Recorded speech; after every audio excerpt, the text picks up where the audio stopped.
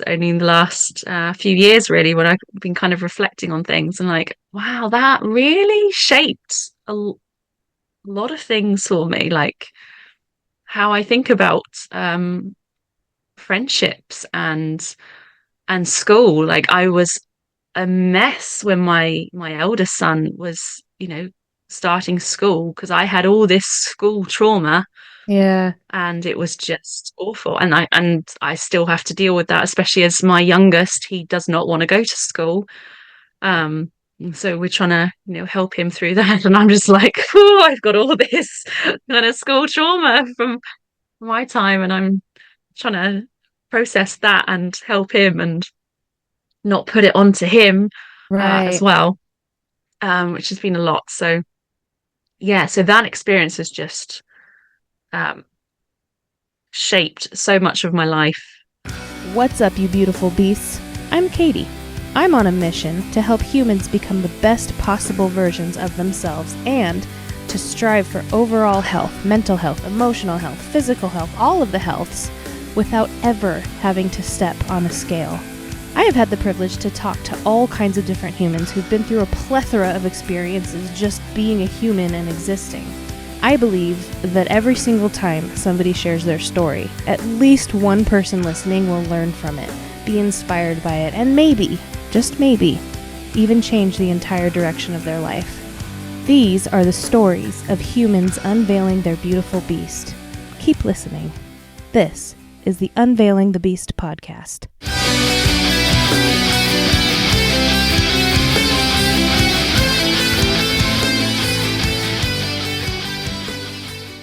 So tell me a little bit about who you are and why you are who you are. So my name's Roxy King. I'm a mum first, I guess, and then a multi-passionate business owner.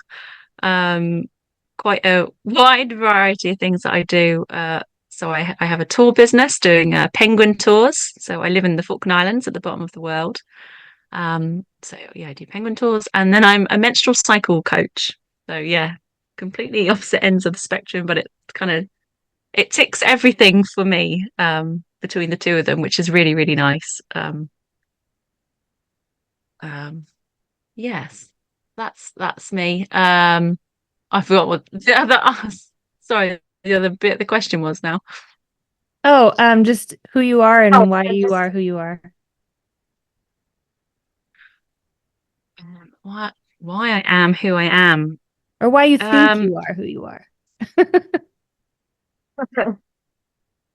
it's a tricky one. I because I feel like I have um developed as a person.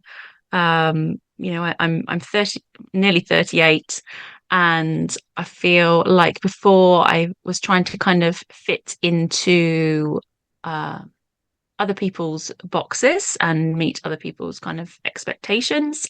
Hmm. And I'm loving, getting to this stage of my life, and I feel like I'm just continuously developing and kind of stepping into my own and owning who I really truly truly am, um, which is really nice. And I'm not putting too much effort into it, so I could probably have some pretty big and deep realizations if I put a bit more work into it. But um, I'm such a like I love to reflect like all the time, whatever I'm doing, and as I'm going through Mm, life, I'm always reflecting, and just through that, like just developing so much. And I think it's really nice.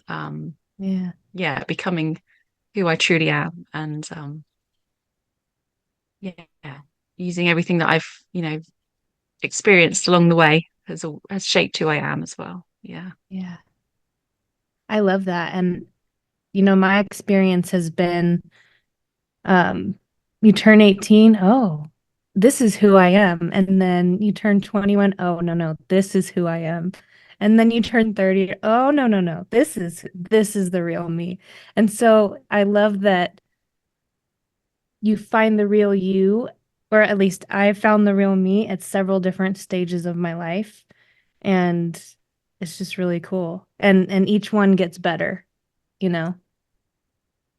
Yeah. Yes, Yeah. I absolutely, yeah, absolutely agree. Yeah. And I think when you're younger, you're kind of influenced by so much, aren't you? And then as you get older, you can filter out all the stuff that doesn't serve you and is not really truly aligned to you. Yeah. And I think that's yeah, that's really beautiful. It makes me uh look forward to getting older, where other people are maybe, you can't ask them their age or they want to tell you their age. And I'm like, Yeah. oh, but I love it. I love getting Yeah. older and uh, I feel like I'm always in a new peak. Mm-hmm. Yeah, for sure. I'm already planning my 40th, and it's not until April 2025. So I'm not even I 39 love yet, that. and I'm planning my 40th birthday because that's like a big stepping stone. And I don't ever celebrate my birthday, so why not let it be 40? Oh, yeah, absolutely. Go for it. Yeah. Yes. I love that. Yeah. Yeah. So I don't know what to ask you first about being a menstrual cycle coach or the penguin tours because I'm interested in both. Yeah. Yeah. There's no similarities between the two, that's for sure. Yeah. Let's start with penguins. Tell me about the penguins. Oh, yeah. So everyone loves penguins. Hmm. Um, so I where I live, I'm very, very lucky to have penguins about 10 minutes from my house. So I can nip down and sit with the penguins on beautiful white beaches. I often take my boys there after school or Mm, at lunchtime.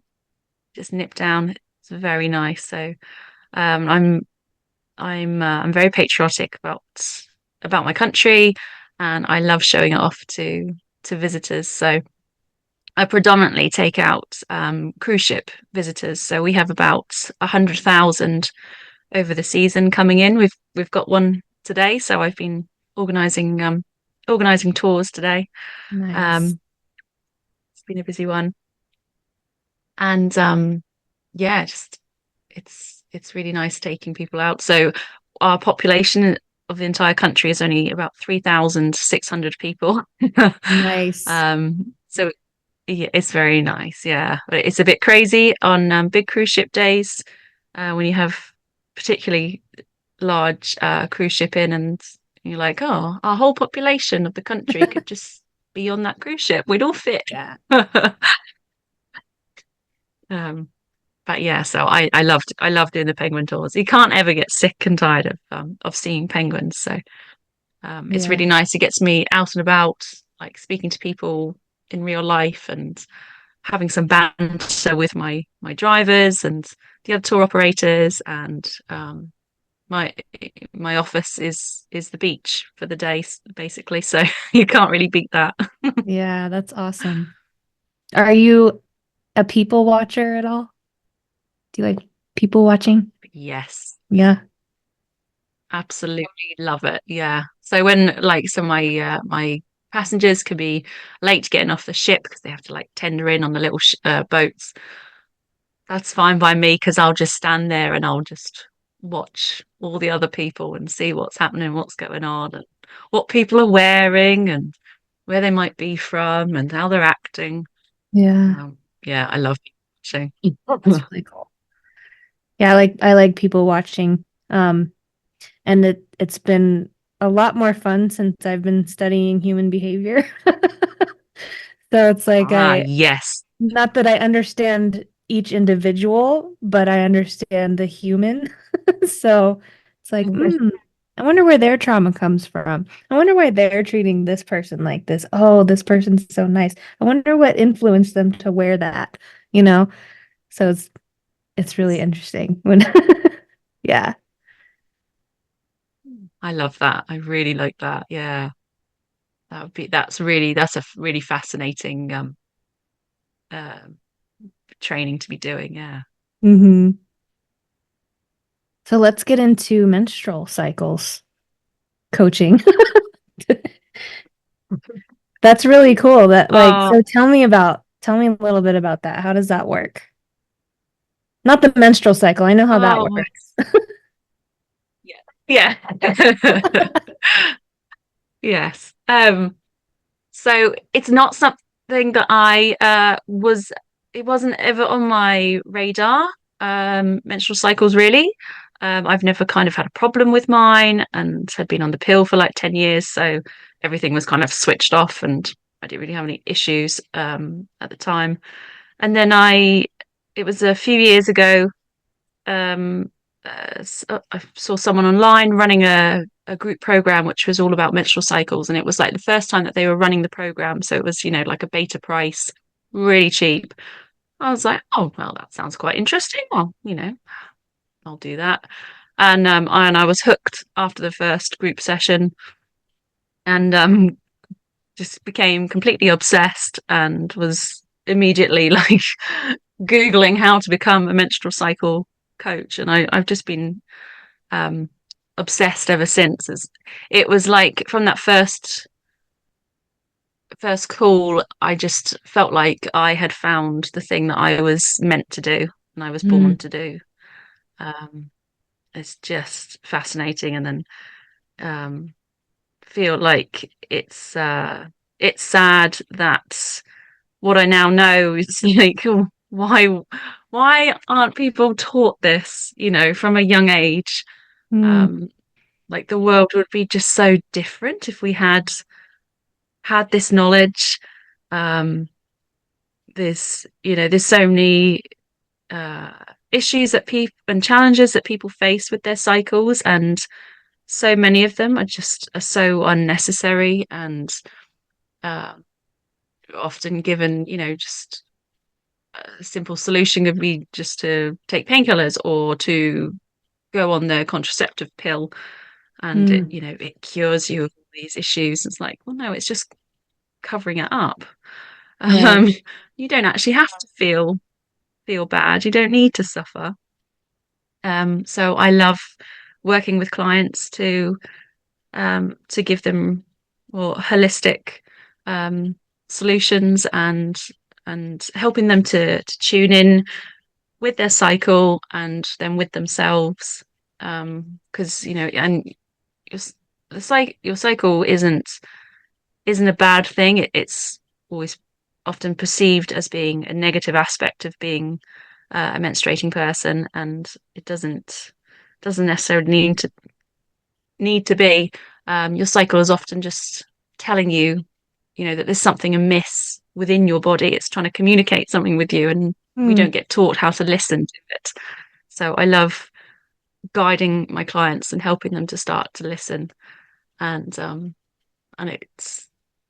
it can, yeah, it helps them in every aspect um, of their lives. Like I always say, I use the example that like my marriage is stronger since learning about my cycle because I understand myself better, Mm. and I can communicate that to my husband and to my boys as well. I've got two boys, 5 and 7, and they always know where mummy is in her cycle and why she's feeling the way she is. And um, I always communicate like the positives and the negatives. Like, oh, mummy's got lots of energy today because I'm on this part Yeah. of my cycle, and mummy's a bit tired today because I'm on this part. And sorry, I was a bit grumpy because I'm in this part. And um, yeah, so it's really it's quite amazing how it does help throughout your whole life. And I predominantly work with online business owners, so it's helping them as well, apart from feeling better, also how they Mm. can use their cycle within their business as a, like a powerful business That's asset, and cool. using it to their advantage. Yeah, rather than letting it like hold them back within in life and, Yeah. and business. So sorry, I Mm. could talk about it all day. I just No, I'm love loving this. it. My question for you would be when you took that class, that initial class, Was there like something in particular that stood out to you where you were like, oh my gosh, I have to do this? It Or was was it like all of it? everything kind of, yeah, it was all of it. And like everything kind of, it made so much sense. And it was quite a spiritual, like woo course, which I wasn't woo at the time. I'm becoming more spiritual um as I get older as well and go like on this, through personal development on this kind of journey. Um Mm-hmm. yeah, it just made sense what she was saying, and I could see how it could help, and and yeah, and kind of the frustration that we are not taught all this from a young age, and that it's such a taboo subject as well. Yeah. And I am a bit of a rebel, so I liked that, and I like talking openly about cycles now. And uh, when when I said, like, when I found a course that I wanted to do to train to be a menstrual cycle coach, and I put it out on Facebook, like, oh, starting the first lesson of my coaching training tonight. And people were like, oh my God, why would you want to do that? And I'm like, yep, that's one of the reasons why I want to do it. It's like, I want to Yeah. change things, and I like to go against the grain a bit. Um, and it's been awesome. And now so many people come to me and like, help me, tell Yeah. me more, tell me everything you know. And um, so yeah, and I've always wanted to do something where I could help people. But I'd never found it over the years, like what it was that would kind of light me up. And living in a small place, there's maybe not the opportunities uh, to do certain things. Even like when I was a teenager, I wanted to be an optician, and I was all set to go on that path. And but we don't have a full-time optician on the island, so it was like, well, how would that work then? Where would I fit in? So I'd always been Yeah. trying to kind of find where I would fit in. So when I came across menstrual cycle coaching, I'm like, aha, that's where I fit in. And I can do that. My clients can be anywhere in the world, and I can help them. And so yeah, it was a really awesome moment. I was like, this is it. This is what I was born to do. That's awesome. Yeah. So how do you communicate this with your boys? That stood out to me because I have a 6.5-year-old boy. And like I know he notices that my mood changes, but I've never like communicated, oh, it's part of mommy's cycle. Because in my understanding, he wouldn't understand. So I could be wrong. I like to be proven wrong. Yeah, I think it's just something that we talk about all the time, and they don't understand fully. My boys don't understand fully. Um, but I'm very open with them. Like when it's my period, like they've seen like when I'm changing my pads and things like that. So that they did start off being very concerned. Yeah. And I think that's kind of what kind of triggered it as well. Like, okay, we need to have a conversation about this. So um yeah, I just keep it kind of broad terms at the moment, and as they get older, we'll talk about it more. So I track my cycle, which I would encourage any menstruator to do, is to track your cycle, not with an app, but with pen and paper. I Hmm. have one that you can download for free. The problem with apps is that you're often just putting in like your symptoms. I don't like the word symptoms, but that's how it's kind of they're labeled as, and whether Right. it's mood swings and bloating and cramps and pain, whatever, but it's not. And you kind of, tap them and then you forget. But if you are tracking with pen and paper, you're reflecting a bit more, and you can put in more information and think about um, things that might have triggered how you're feeling. Um, yeah, like for example, like I avoid drinking. I don't well, I mean I don't drink coffee anyway, but I avoid drinking tea and alcohol when I'm on my period. And it's one of the first things I advise my clients to do as well if they are experiencing like a heavy flow and pain and cramping, is avoiding or certainly reducing those three things. It can make like an instant Mm. difference. Um, but if I do have a cheeky kind of a tea, because I love a English cup of tea when I'm on my period, and then it causes cramps, and it's recording things like that. So it's knowing Mm. what triggers you with things, and recording it. And if you've had a really busy day, kind of recording that, because it might, if that busy day has landed when you're just about to bleed, when you've got less energy anyway, Hmm. it might be causing issues in your period or whatever. So yeah, anyone listening, track your cycle, pen and paper. Yeah. It just takes like 5 minutes at the end of the day, and it's like the foundations of learning about your cycle and tuning into your cycle. And so with tracking, then that gives me that knowledge to then kind of pass on to my boys, and so I can kind of articulate a bit better like how I'm Mm. feeling and why. Um, yeah, so it's not a it's not deep deep conversations that I've had with my boys about my cycle, but it's just you know uh, they kind of understand what a period is now, um, and I kind of use that as the basis. And I am also very careful with the language I use around my cycle. So, it could be very easy to just kind of focus on the negative parts, like, Mm. mummy feels really tired today, or I feel a bit grumpy and a bit snappy. And I don't want them to have like be thinking, yeah, yeah.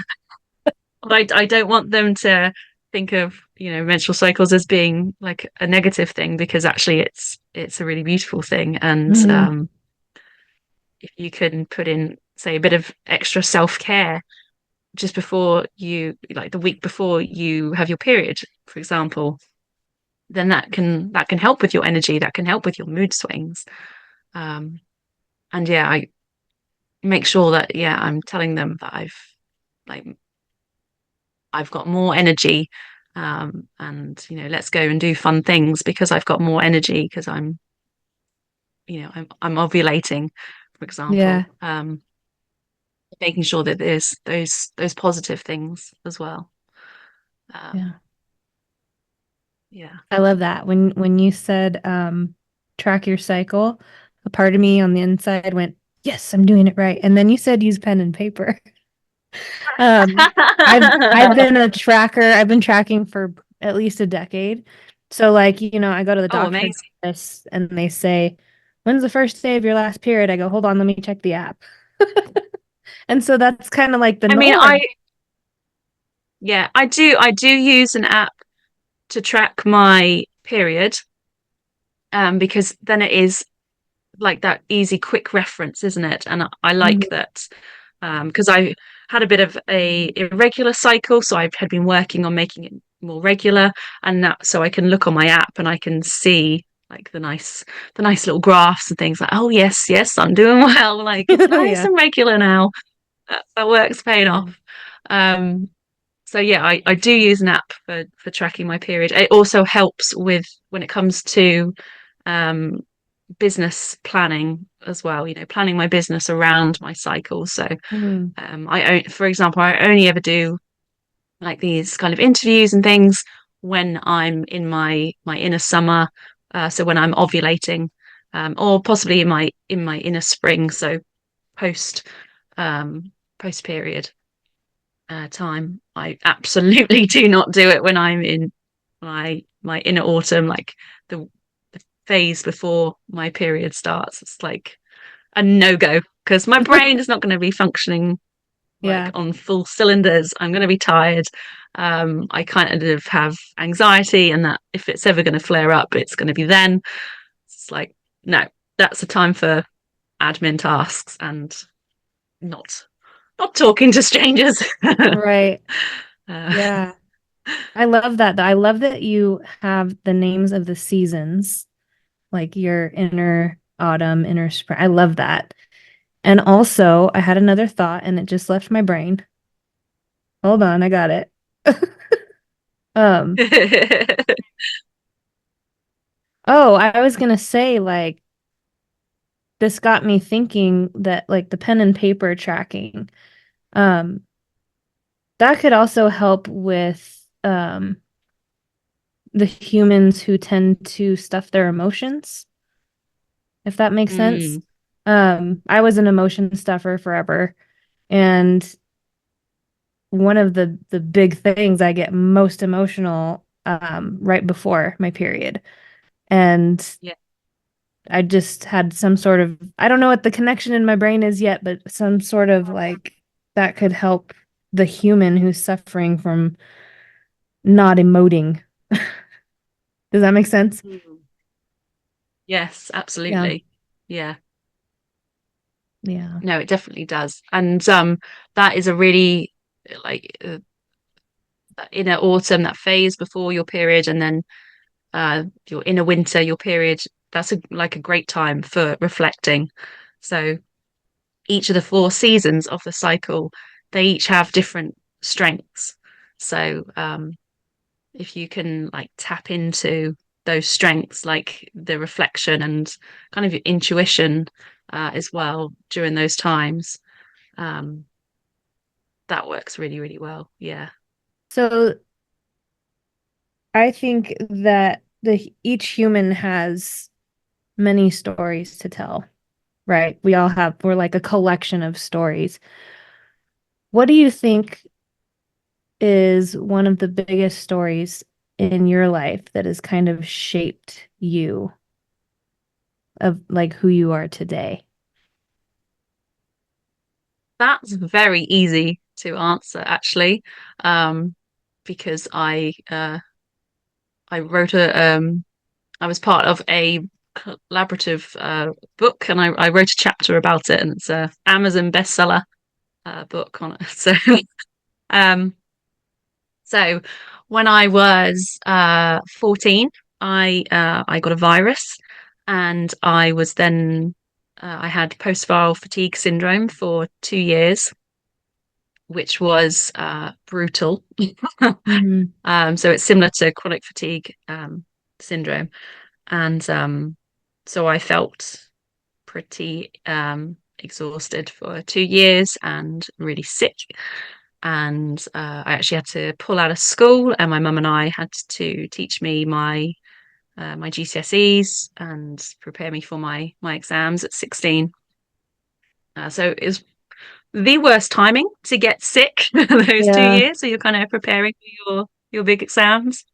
Um, and through that process as well, I developed a school phobia and had a lot of anxiety. So a lot of school trauma, and had some awful experiences with teachers, awful experiences with my friends. Most of them have since apologized to me for how they treated me, and Mhm. to the point like they had sent me an email and told me that they didn't want to be friends with me anymore. It Mm, was hugely awful and traumatic, and that experience has kind of just changed so much in my life for me, and has kind of uh, has kind of never left. Is my life, I kind of had a plan for my life. It was on this trajectory of what I was going to do, and that just completely knocked me off course. And um, it took a lot of healing uh, from that, and which I didn't do until far too late. yeah. um, I just kind of plugged on and thought I was kind of over it. And it's only in the last few years, really, when I've been kind of reflecting on things and like, wow, that really shaped lot of things for me, like how I think about friendships and school. Like I was a mess when my eldest son was, starting school because I had all this school trauma Yeah. and it was just awful. And I still have to deal with that, especially as my youngest, he does not want to go to school. Um, so we're trying to, help him through that. And I'm just like, oh, I've got all this kind of school trauma from my time, and I'm trying to process that and help him and not put it onto him as Right. well, which has been a lot. So yeah, so that experience has just um, shaped so much of my life since then, which is really frustrating. uh, you can just trace. I feel like I can trace so much that's happened, like back to that time. Yeah. Um, and I mean, I probably wouldn't change it because it's got me to where I am today, and I think everything happens for a reason. But um, yeah, it wasn't a nice experience to go through, and it has Yeah. um, definitely shaped who I am today, for Mm. sure.